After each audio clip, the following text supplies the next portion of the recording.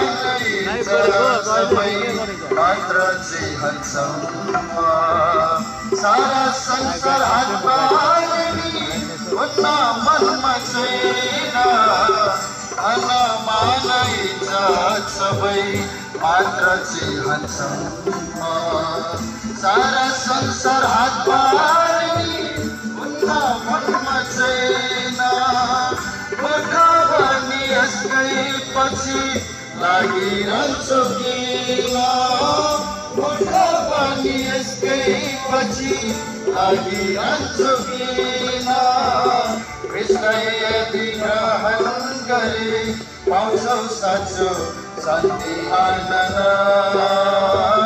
कृष्णले यदि ग्रहण गरे पाउँछौ साँचो शान्ति आनन्द तिम्रो हाम्रो जीवन दुई दिने हो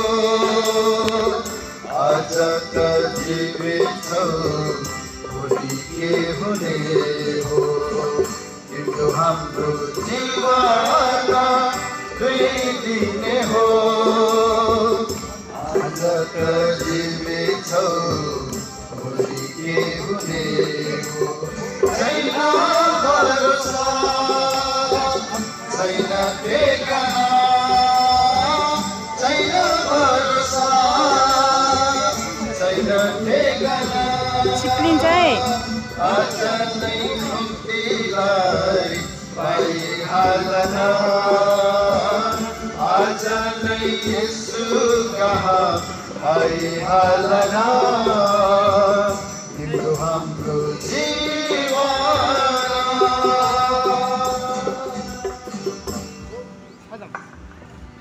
घन्टो पढाउनु भएको सुरेन भाइ रेक्काबाट आउनुभएको सुरेन भाइ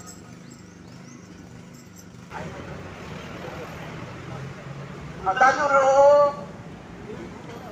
भाइहरू हो दिदीहरू बहिनीहरू म मेरो मित्रलाई दुई हात जोडिकन नम्र निवेदन गर्नु पर्यो मत्तीको किताब 16 अध्यायको 18 पद पढिनुहोस् आज हामी जीवित परमेश्वरको पुत्र येशू ख्रिस्टको प्रचार गर्न आएका छौँ प्लिज हेल्प मी म्याथ्यू 16:18 मा होला अनि सिमोन पत्रुसले जवाफ दिएर भने तपाई जीवित परमेश्वरका पुत्र ख्रिस्ट हुनुहुन्छ थ्याङ्क यू प्रिय दाजुहरू हो दिदीहरू हो आज हामी जीवित परमेश्वरको पुत्र ख्रिस्टको प्रचार गर्न आएका छौँ प्रिय मित्रहरू आज परमेश्वर वचन रोमी किताब 3 अध्यायले भन्छ परमेश्वर दया गर्नमा धनी हुनुहुन्छ इफिसी 2:4 पदमा लेखेको छ परमेश्वर जसको हामी सेवा गर्दछौँ उहाँ चाहिँ दया गर्न धनी हुनुहुन्छ आज हामी मानिस जातिलाई महान प्रेम गर्नु भएको छ तर परमेश्वर जो दया गर्न धनी हुनुहुन्छ जसो उहाँले हामीलाई प्रेम गर्नुभयो यहाँ आउनु अलिकता आउनु न महान प्रेम गर्नु भएको छ उहाँ दया गर्न धनी हुनुहुन्छ रोमीको किताब 3 अध्यायको 15 पदले भन्छ परमेश्वरको दया महान रहेछ कि उहाँले आफ्नो पुत्रलाई सारा संसारको मान्छेको पापको छुटकाराको दान गराउनु भयो भनेर लेखेको छ रोमीको किताब 3 अध्यायमा लेखेको छ प्लिज हेल्प मी परमेश्वरको उहाँलाई प्राय रोमी किताब 3:17 पदमा लेखेको छ उहाँले आफ्नो पुत्रलाई सारा संसारको मान्छेको पापको छुटकाराको दाम 24 पद 25 पदमा छ उहाँलाई परमेश्वरले प्रकाशित गराउनु भयो जो उहाँको नाममा गरिएको विश्वासद्वारा कार्यकारी हुन्छ मित्रहरू हाम्रो परमेश्वर भनेको कुरा कस्तो रहेछ हेर्नुहोस् न म यति सारा अनुग्रहकारी हुनुहुँदो रहेछ यति दया गर्न धनी हुँदो रहेछ कि आफ्नै पुत्रलाई पनि तपाईँको पापको छुटकाराको दान ठहर्नु भएछ है तपाईँको पापको छुटकाराको दान ठहर्नु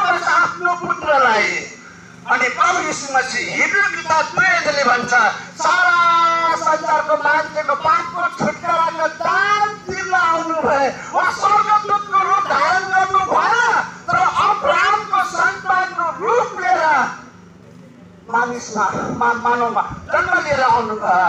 हिब्रू किताब 2:2मा यो चाहिँ यहाँनिर 17 पद 18 पद पढिदिनु हवस्।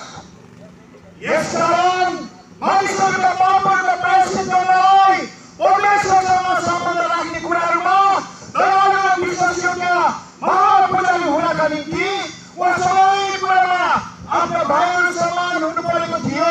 Thank you. हाम्रा प्रभु यीशु ख्रीष्ट प्रिय भाइ बहिनीहरू, मेरो गाउँका मेरो प्रिय मित्रहरू यति साह्रो दयालु हुनुहुन्थ्यो कि तपाईँको पापको छुटकाराको दानको रूपमा नै उहाँ प्रायश्चित हुन आउनुभएछ अनि मासु र रगतको भागीदार भएर आउनुभएछ अनि उहाँ अब्राहमको सन्तानको रूप लिएर आउनुभएछ अथवा मानव संसारमा आउनुभएछ अनि उहाँले आज हामीलाई यति साह्रो प्रेम गरेछ कि आज हिब्रू किताब 7:2ले भन्छ उहाँले तपाईँ र मलाई मुखले मात्र प्रेम गरेर भएन रहेछ हजुर, जीवनले मात्र प्रेम गर्नुहुँदैछ तर आफ्नो प्राणलाई नै ही अफर्ड हिमसेल्फ उहाँले आफूलाई बलिदान गर्नुभयो। बलि भनेको शरीर, दान भनेको दिनु, आफ्नो शरीरलाई दिनुभएछ। हिब्रू किताब 7:2को 27 पदमा रहेछ, पढिदिनु हवस्। जसलाई ती महापुजारीहरू चाहिँ पहिले आफ्नै पापहरूका निम्ति त्यसपछि मानिसहरूका पापहरूका निम्ति दिनहुँ बलिदान चढाउने आवश्यकता छैन, किनकि यो त उहाँले आफैलाई बलिदान चढाइकन एकैपल्टमा गरी सिकाउनु भयो। प्रिय मित्रहरू, आज हामी बुद्धारीको प्रचार गर्छौँ। हेर्नुहोस् त, तपाईँलाई परमेश्वरले यस्तो प्रेम गरेछ कि ही अफर्ड हिमसेल्फ आफ्नो प्राणलाई बहिनी बलिदान गर्नुभएछ। प्रभुले बहिनी तपाईँको लागि तपाईँको लागि बलिदान, बलि भनेको शरीर, दान भनेको दिनुभयो। उहाँले आफ्नो शरीरलाई पाउनुभयो। पहिलो प्रतिज्ञा सधैँ हामी सन्डे पढ्ने गर्छौँ 11 अध्यायमा ही ब्रोक हिज बडी, उहाँले आफ्नो रगत निकाल्नुभयो, शरीर तोड्नुभयो। हेर्नुहोस् त कस्तो प्रेम गर्नुभएको। तपाईँ र मलाई पापबाट छुटकारा दिनु, तपाईँ मलाई स्वर्ग जाने निश्चयता दिनु।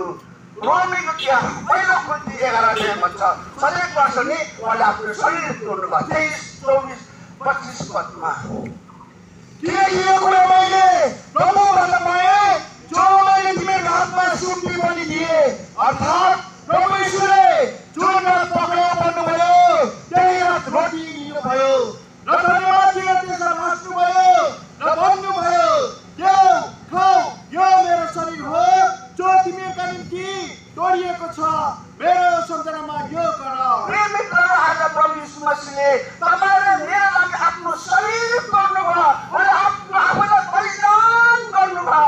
आज प्रभु यीशु मसीह हिब्रू किताब 9:9 भन्छ उहाँ संसारमा आफ्नो बलिदानद्वारा सारा संसारको पापको छुटकाराको दान दिन आउनुभयो भन्छ। हिब्रू किताब 9 अध्यायमा यस प्रकारले लेखेको छ।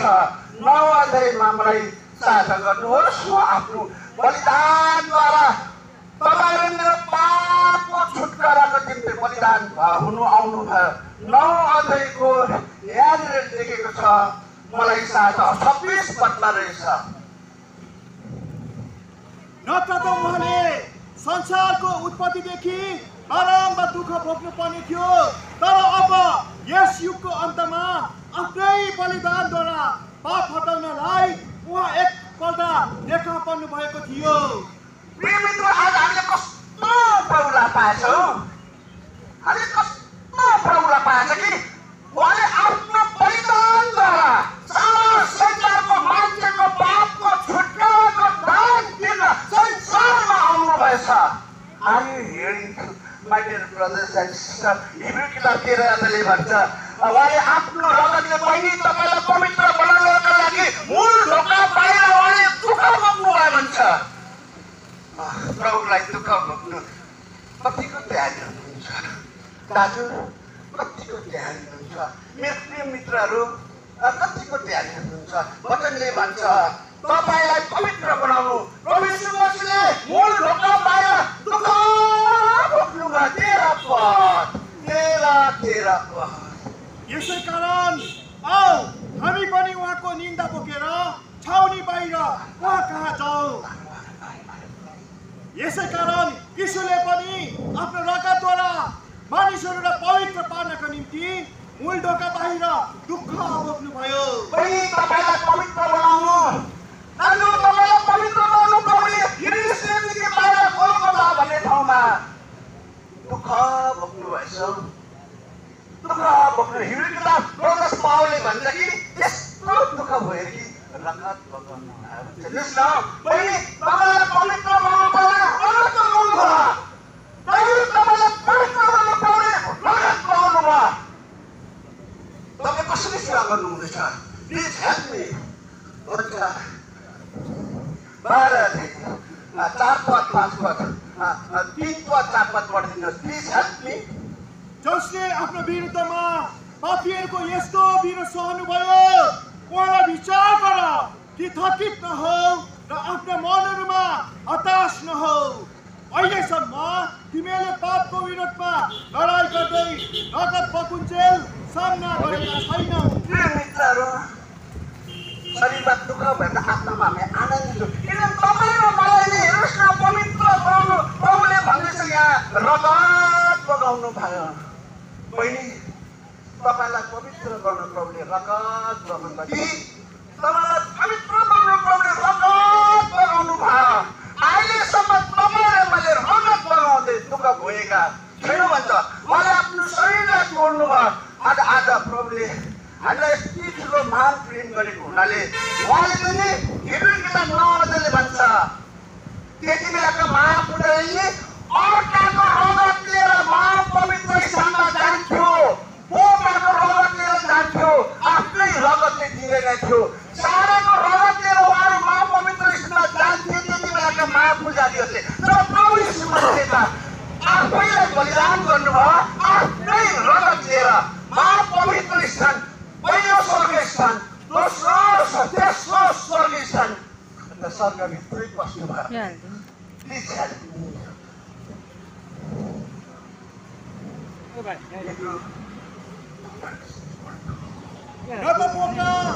र पाछाडको रगतद्वारा तर उहाँको आफ्नै रगतद्वारा उहाँ पवित्र स्थानभित्र एकैचोटि पस्नुभयो र हाम्रा निम्ति अनन्त छुटकारा प्राप्त गर्नुभयो। Thank you.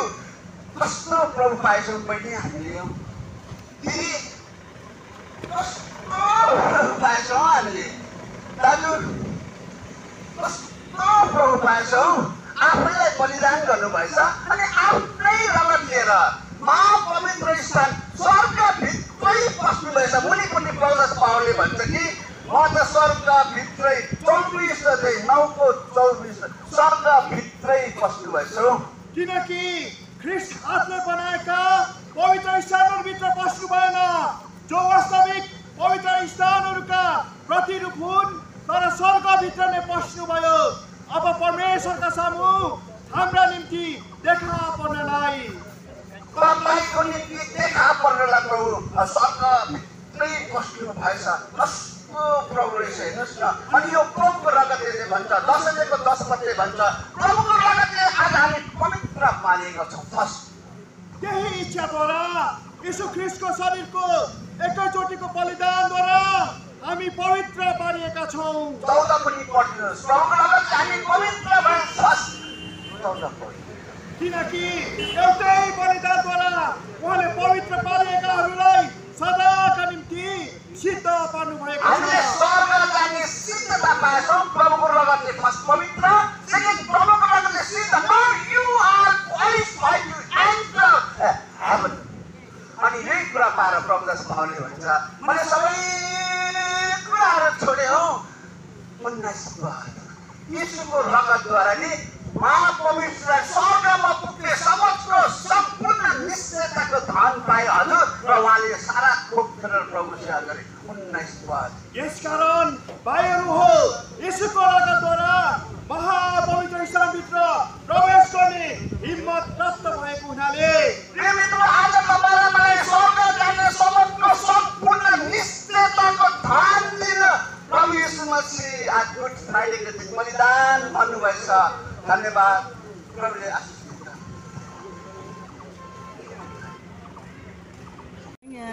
हेलो जय मसीह आज गुड फ्राइडेमा प्रचार हाम्रो पेसोकमा यो मेरो बोलेको यहाँ चाहिँ हाम्रो यहाँ हाम्रो भाउजू तिमी जय मसीह भनिदेऊ न जय मसीह जय मसीह हामी चाहिँ अब अर्को जग्गामा जाँदैछ 2 जग्गा भइसक्यो कस्तो जाडो देखेको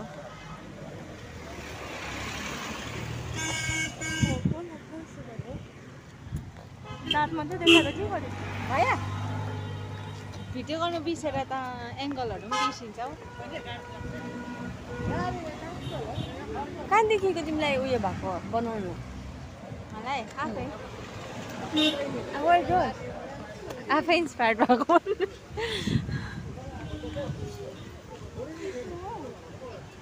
डर भयो नि त्यही त मलाई फेरि हाम्रो दादाहरू बक्स लिएर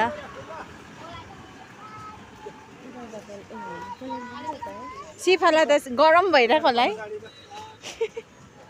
के भनेको जाडो दिएको ए आउनु हुँदैछ सबैजना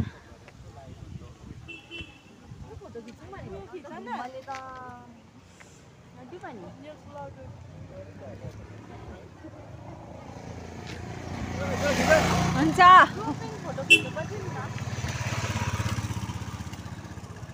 ओपिसर पनि आउनु भएको रहेछ त कसरी जाउँ है गाडीमा गयो आज चाहिँ हाम्रो 18 तारिक गुड फ्राइडेमा चाहिँ हाम्रो प्रचार राखिएको थियो अनि चाहिँ 2 जग्गा भइसक्यो अब हाम्रो यो फर्स्ट पनि भयो सेकेन्ड पनि भयो अब माथि छ अब हाम्रो थर्ड डेस्टिनेसनमा पानी परेर होला वेदर एकदम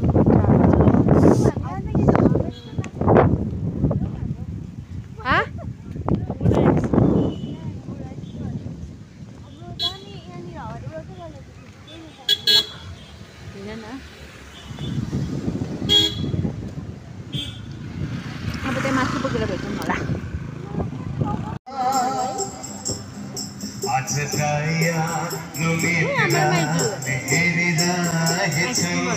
बोलिनेको आँखाले प्रभुले हेर्नेछन् आज दया नेत्रले हेरिरहेछन् बोलिनेको आँखाले प्रभुले हेर्नेछन् क्रुसबाट फैलाएर हात राखेको तिमीलाई समाधि बोलाउँदैछन् नजिक आई हेर र बाचा उनको बलिमा विश्वास गर उठाको निद्रा अहिले नै हो ग्रहण योग्य दिन पनि आज नै हो मन खोला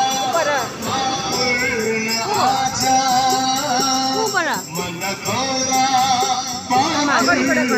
आज प्रभु येशूलाई स्वीकार गर सुसमाचारमा विश्वास गरेर पापहरू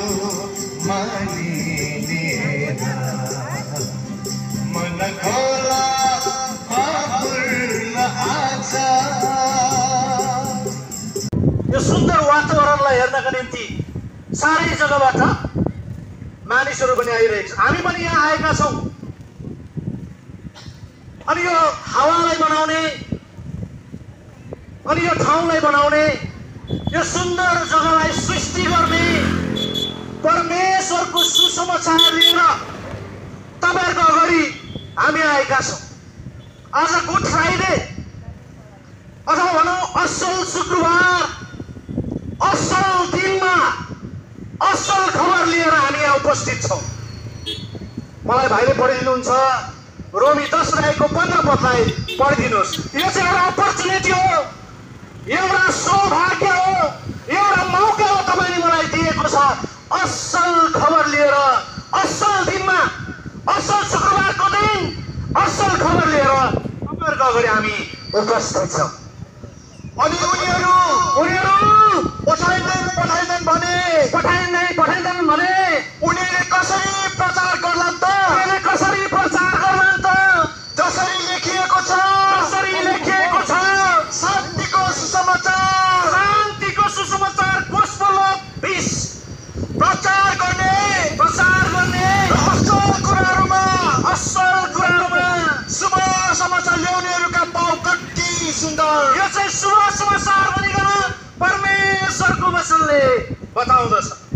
यसकारण यी दिनहरूमा संसारमा कुनै पनि असल खबर हामीले सुन्न पाउँदैनौँ। प्रिय, अहिले हामी मोबाइल पल्टाउँछौँ, मोबाइल स्क्रल गर्छौँ, खालि अशान्तिका खबरहरू, पीडाका खबरहरू, दुःखदायी खबरहरू हामी सुन्ने गर्दछौँ। किनकि परमेश्वरको वचनले बताउँदछ, यशाया 57 अध्याय परमेश्वरको वचनले बताउँदछ, यशाया 57 अध्याय कहिले पनि हामी असल खबर सुन्न सक्दैनौँ। 51 अध्यायको 46 पद भाइले पढेर सुनाउनुहुन्छ। 51 अध्यायको 46 पद यशाया 51 अध्यायको 46 पद यशाया छ न, 51 अध्यायको 46 पद भाइले पढेर सुनाउनुहुन्छ।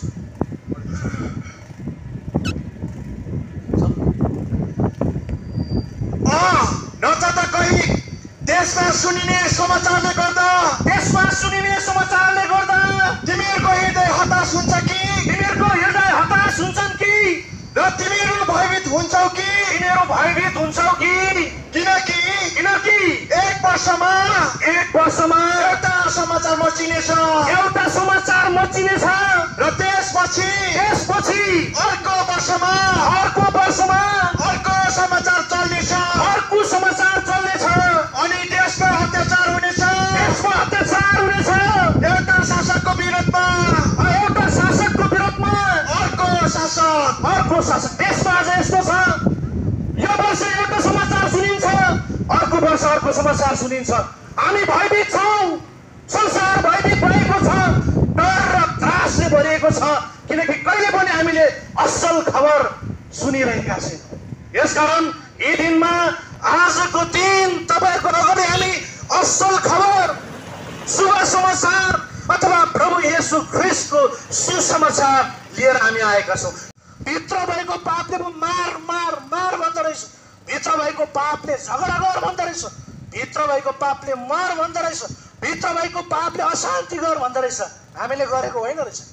यसकारण यो भित्र भएको पापलाई हामीले चिन्न सक्यौँ भने, भित्र भएको पाप जुन पापले हामीलाई अशान्ति गर्दछ, यो पापलाई मेटाउनको निम्ति, यो पापलाई धुनको निम्ति परमेश्वरको योजना पुत्र प्रभु यीशु ख्रीष्टलाई यस संसारमा पठाउनु भयो। यीशु ख्रीष्टले प्रेम गर्नुहुन्छ अनि तपाईँहरूलाई स्वागत गर्छन्। मैले तिमीलाई प्रेम गरेको छु, आफ्नो रगत बगाएर, आफ्नो शरीर दिएर कल्भरी क्रुसमा आफूले मेरो उहाँले भनिरहनु भएको छ, म तिमीलाई प्रेम गर्छु। यो वचन बुझ्नको निम्ति तिमीले सोचेको यो जीवन अचम्भरी होइन,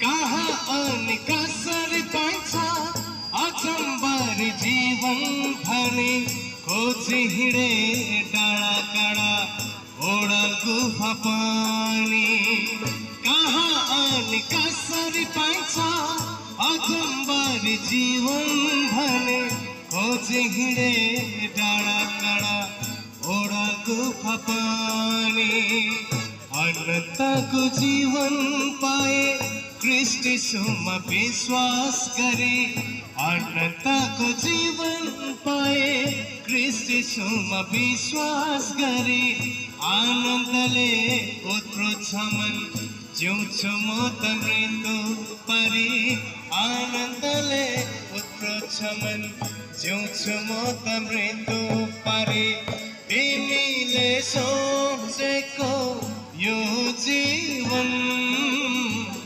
अचम्बरी होइन तिमीले जिएको यो जौवन सधैँ रहने छैन तिमीले सोचेको यो जीवन अचम्बरी होइन तिमीले जिएको यो जौवन सधैँ रहने छैन जानु छ एक दिन यो संसार छोडी सम्झना मात्रै रहनेछ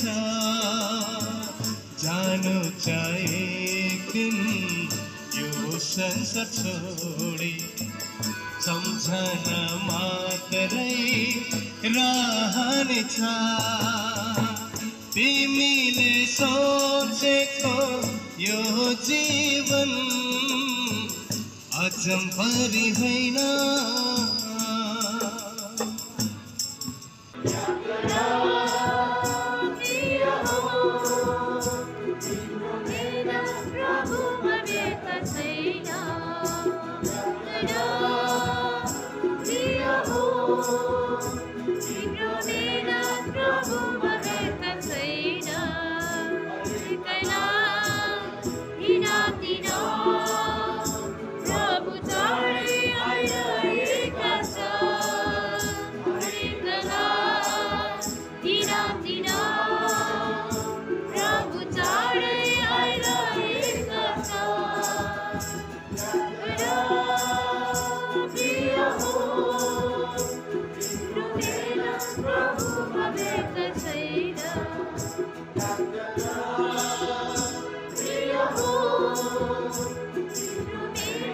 Prabhu,